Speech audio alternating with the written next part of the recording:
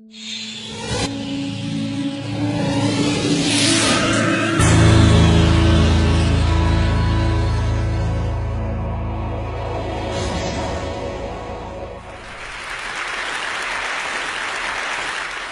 few years ago, I felt like I was stuck in a rut. So I decided to follow in the footsteps of the great American philosopher, Morgan Spurlock, and try something new for 30 days.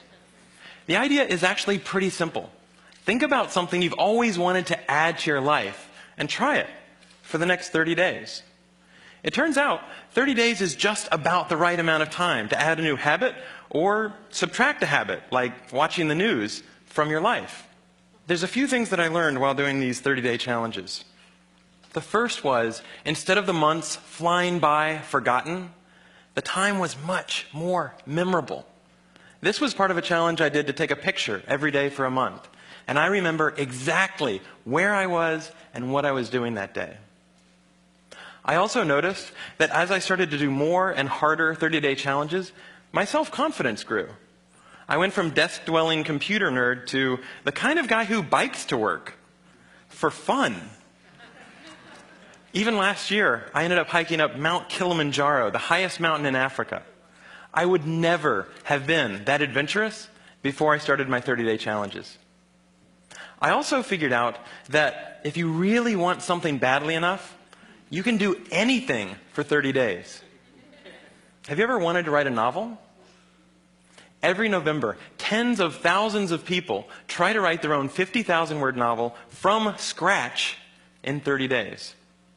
It turns out, all you have to do is write 1,667 words a day for a month. So I did. By the way, the secret is not to go to sleep until you've written your words for the day. You might be sleep deprived, but you'll finish your novel. Now, is my book the next great American novel? No, I wrote it in a month. It's awful. But for the rest of my life, if I meet John Hodgman at a TED party, I don't have to say, I'm a computer scientist. No. If I want to, I can say, I'm a novelist. So here's one last thing I'd like to mention. I learned that when I made small, sustainable changes, things I could keep doing, they were more likely to stick. There's nothing wrong with big, crazy challenges. In fact, they're a ton of fun, but they're less likely to stick. When I gave up sugar for 30 days, day 31 looked like this.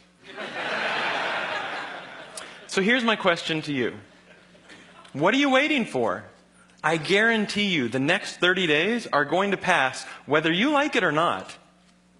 So why not think about something you have always wanted to try and give it a shot for the next 30 days? Thanks.